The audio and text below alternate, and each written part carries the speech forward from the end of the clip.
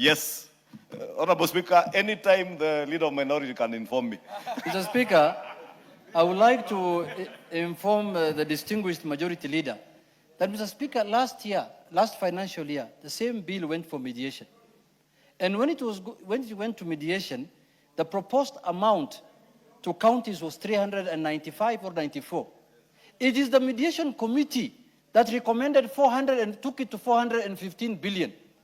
I don't know why the member of parliament for Kiharu is jumping the gun and saying the House must have alternative voice, which he did not have 2 years ago. He had only one voice last year.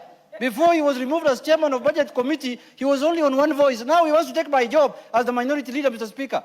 Mr. Speaker, let him go and contest that small party of his, then he will become minority leader. He can't take my job.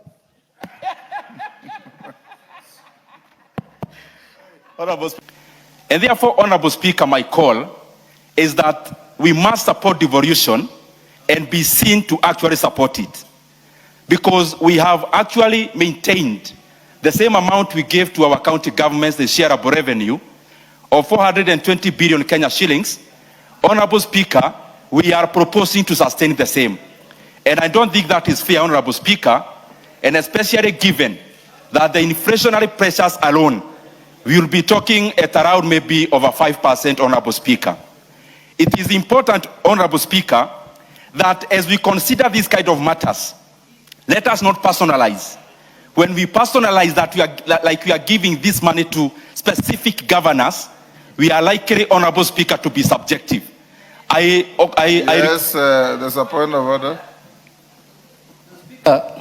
First, we have not yet even voted whether we are sending this matter to a mediation or not. You have not put the question yet.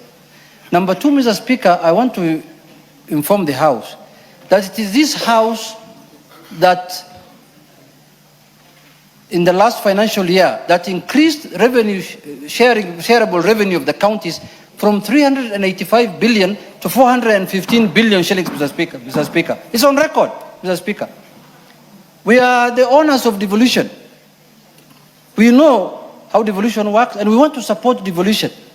So that is why, we want to send, because it is the Senate that has given this figure, it's not the National Assembly. They have said that they want to increase this revenue to 454 billion. It doesn't mean that we have to agree with them in totality. We can decrease or we can increase in accordance with what is possible. But Mr. Speaker, let us not also use this as a political, let us not politicize this process. Yes, the majority leader can inform me as a distinguished former chair of the budget committee, not the one we removed. Honorable Speaker, I wanted to inform the Honorable Junet that indeed the former chair of the Budget and Appropriations Committee, the Honorable Ndindi Nyoro, stood in his place in this House when we were passing the shareable revenue last year and pretended that this is not the only amount that we are taking to the counties. And if I remember well, Honorable Ndindi Nyoro was speaking about a figure of 476 billion. It's in the Hansard. And therefore, Honorable Speaker, in the same spirit, using Honorable Ndindi Nyoro's words, I had just said when I was moving, there is some 8.94 billion that had been left out in the bill by both houses. And therefore, 420, the Honorable Ndindi Nyoro is simply being intellectually dishonest. Because he knows. And there is no more dangerous thing than when those who ought to know better seek to misinform the country for political gain, Honorable Speaker. Because the Honorable Ndindi Nyoro knows that 420 billion, as proposed, is not the only money that goes to counties. Two, Honorable Speaker, to remind Honorable Junet and to inform him that when we sat with him under the broad-based government arrangement, part of the 10-point agenda is to progressively move the shareable revenue to even beyond 450 billion. And we are on course, and we are working on that, Honorable Speaker. But we must also be reasonable as leaders, and that's why I said, Honorable Speaker, earlier, that this is such a time that calls for leadership, not political posturing. The easiest thing to do is to posture politically. That is why, Honorable Speaker, the Honorable Ndindi Nyoro will purport to be writing to you to recall the House when he knows he cannot recall even the Murang'a County Assembly, leave alone the National Assembly.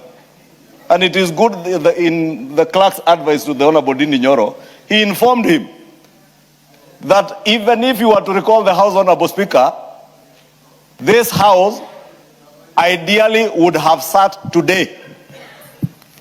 Looking at the dates when he wrote the letter, if you are the leader of majority or the leader of minority, was it to recall the House would have sat today, the same day we are supposed to resume business. And therefore, Honorable Speaker, I don't want to call my brother dishonest, but political posturing is a very dangerous thing at a time when the nation calls for leadership.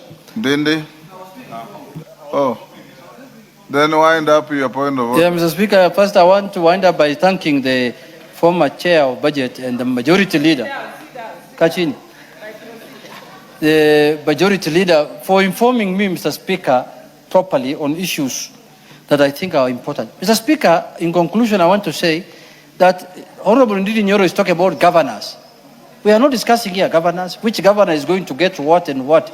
That will come in the other, in Dora.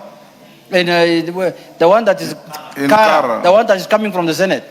Mr. Speaker, as the majority leader has affirmed here, we are on course as the broad-based government because we have increased the revenue shareable revenue from 318 to 415. Order, Irene Mayaka, what you have done is not right.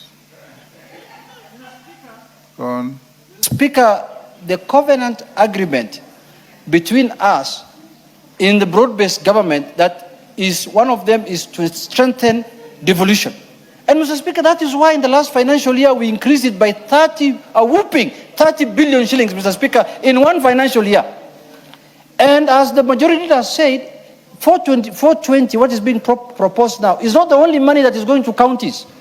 We are going to make the staff, the workers who have been working for the counties now, permanent and pensionable in the new budget, Mr. Speaker. It's going to cost the government 9 billion again. There are conditional grants that are going to go to the counties, Mr. Speaker. In total, counties will get close to 500 billion shillings. Mr. Speaker, let Ndindi Nyoro not posture politically, let him wait for the mediation to happen. Okay, point made.